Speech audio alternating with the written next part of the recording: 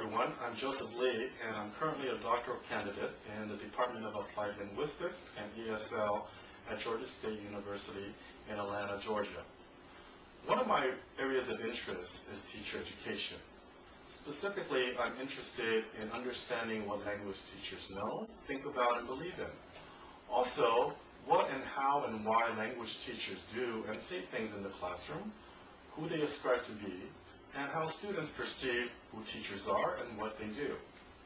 In this short video, I'm going to talk about my recent publication in the first volume of the new TESOL Journal published in March 2010, which is entitled The Uniqueness of EFL Teachers, Perceptions of Japanese Learners. Before moving on, I'd like to talk a little bit about the motivation behind the paper. First, when we look at the literature on language teachers, there are many studies that have examined what it means to be a good or an effective language teacher. And what these studies seem to show is that effective language teachers have knowledge of the subject matter, they give clear explanations and instructions, and these teachers also get students motivated and treat them fairly and so on. But if we look at some of these characteristics more closely, they are not all that different from those that a teacher of any subject matter should possess and demonstrate. So in the paper, I was interested in understanding what it is that makes English language teachers, and not math or science teachers, for example. That is, what makes English language teachers different from teachers of other subjects? Or, to put it more simply, what does it mean specifically to be an English language teacher? And are there characteristics that we can identify that are unique to EFL teachers and teaching? And if so, what are they? And are they consistent across different contexts?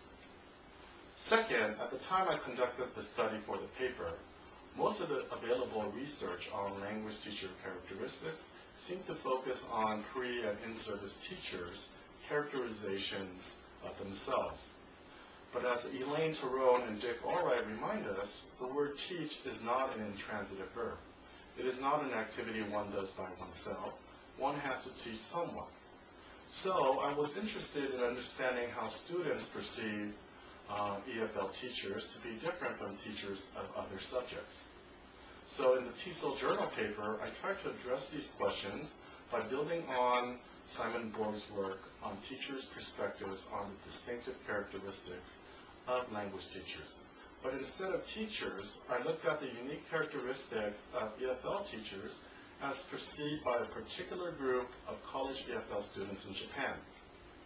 Just to give you a bit of information about the context, the study was carried out in Japan, and in recent years, the Japanese Ministry of Education has initiated changes to reform English education at all levels in order to develop students' oral communicative abilities.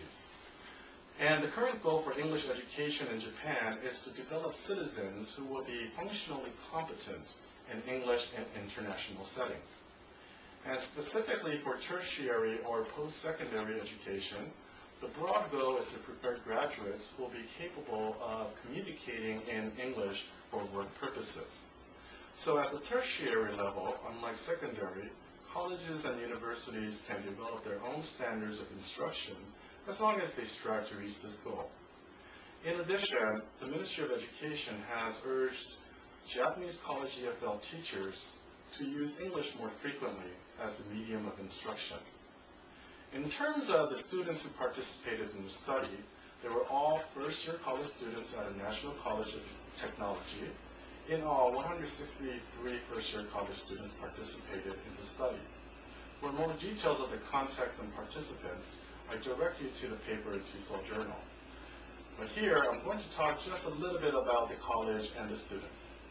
The school is a specialized 5-year program that admits students after grade 9.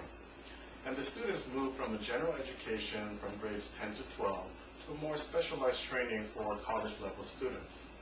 Eventually, the students earn an associate's degree in one of the areas of engineering. And in terms of foreign language requirements, first-year college students at this school are required to study English and German for 1 year.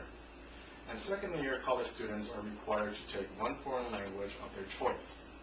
but most second-year college students opt to take English because they are familiar with the language and because of instrumental purposes.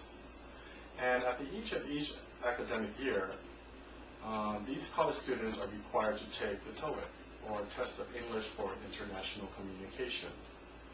The data for the study was collected through a self-report questionnaire, and the questionnaire consisted of 30 closed response items on the distinctive characteristics of EFL teachers and teaching, as found in the literature, and one open-ended item.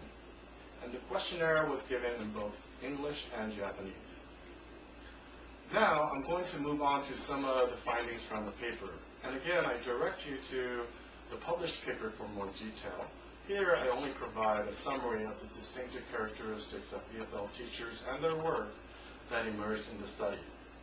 The findings show that the students in the study perceive EFL teachers and teaching to be unique along 4 central dimensions. First, according to the participants, and as many scholars have also pointed out, one of the uniqueness and complexities of EFL is the nature of the subject matter itself. In ELT, the content of the subject and the medium of instruction are usually one and the same. And this creates a lot of challenges for both teachers and students because they may both be working in a language that is not their first. Also, teachers often present and explain information in English, which the students have yet to reach a certain level of competency in. This is a different situation than for teachers of other subjects. Indeed, teachers of other subjects do teach the discourses of their specific fields, but the medium of instruction in most cases is not in a foreign language. That is, these teachers use the student's first language for instructional purposes. Thus, there appears to be a clear boundary between the content of the subject and the medium of instruction for teachers of other subjects, which makes the teaching of these other subjects fundamentally different from ELT. The second unique dimension is the content of EFL teaching. According to the participants, EFL teachers develop not only students' linguistic skills, but they also develop learners' communication and cultural knowledge and skills. This seems to be in line with the tenets of the communicative approach and also with the Japanese Ministry of Education's current policy on English education that emphasizes developing learners' practical communication skills and cultural awareness. Part of their perceptions that ELT involves developing learners' communicative and cultural knowledge and skills may be attributed to Japanese EFL's teachers' philosophy about the nature of ELT, which seems to be shifting toward a more genuinely communicative orientation, at least the teachers that these students are characterizing. Another possible explanation may be due to the TOEIC. And earlier I said that the students at this college take the TOEIC at the end of each academic year.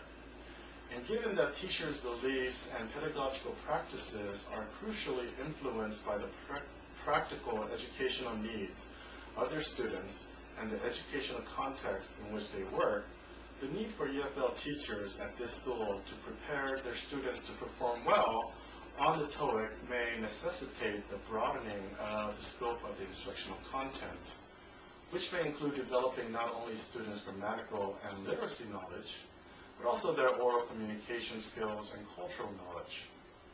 Clearly, college teachers of other subjects teach learners to operate in the discourses of their respective fields.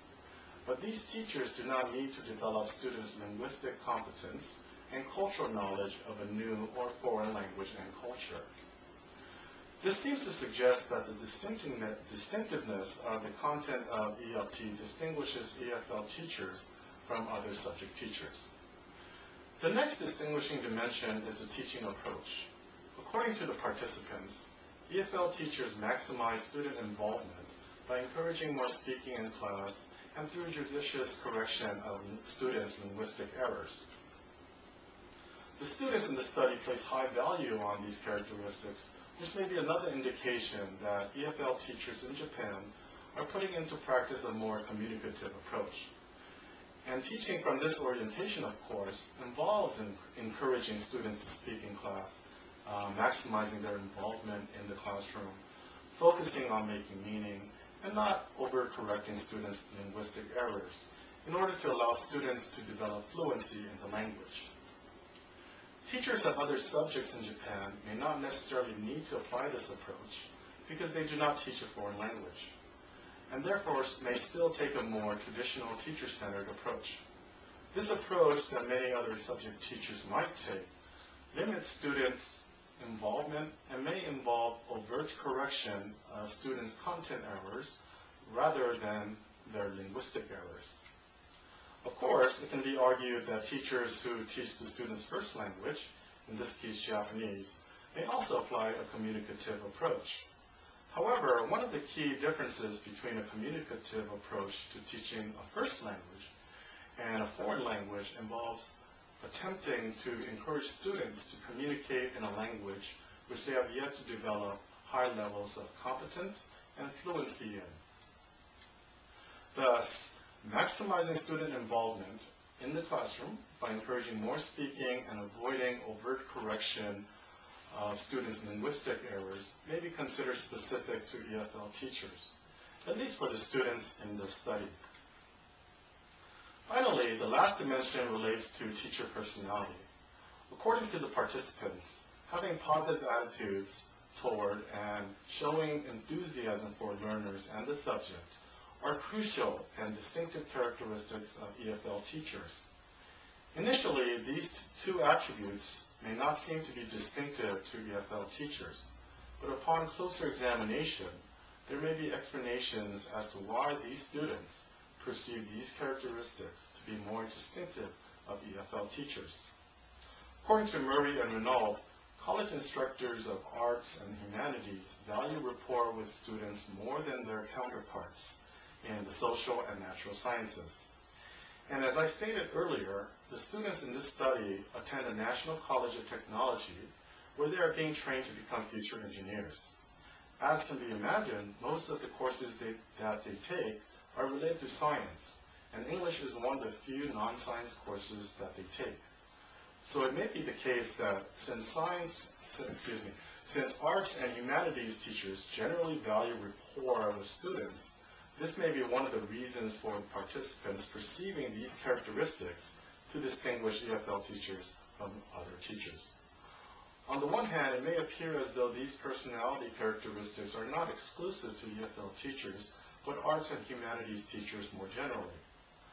On the other hand, however, the complex nature of the subject of ELT may compel EFL teachers to display more of such characteristics than other arts and humanities teachers. I'm not suggesting that other subject teachers do not necessarily display such behaviors or attitudes.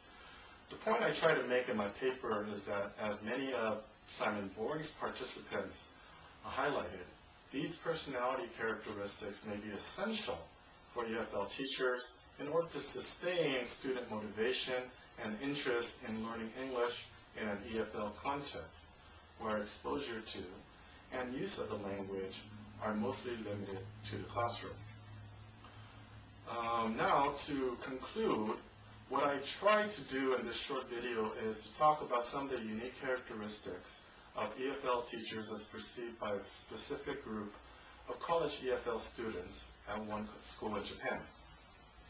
And just to reiterate what I talked about in this video, these students perceived EFL teachers to be unique along four key dimensions: the nature of the subject matter of English, the content of EFL instruction, approach to EFL teaching, and EFL teacher personality. Another important finding, which I do not discuss here, but which I do more fully in the paper, is that although there are some identifiable characteristics of EFL teachers and teaching that may cut across different contexts, being an EFL teacher is essentially a socially situated construct that is dependent on particular social, cultural, and educational contexts in which teachers teach. As is traditional to do so, in the paper, I call for further research into how teachers and students at various levels and at different institutions characterize EFL teachers in order to identify some similarities and differences among these different groups. And as this study draws mostly from quantitative data, I also call for future research that uses qualitative or mixed methods to get thicker and richer descriptions and understandings of why students and teachers in different contexts perceive certain characteristics, but not others, to be unique to EFL teachers. Finally, to sort of conclude, I would like to finish up by saying that in order for us to offer more complex and inclusive images of EFL teachers, those that may be meaningful and relevant to teachers and students in various contexts, it is important to include the voices of all stakeholders in the dialogue on just what it specifically means to be an EFL teacher. Thank you very much.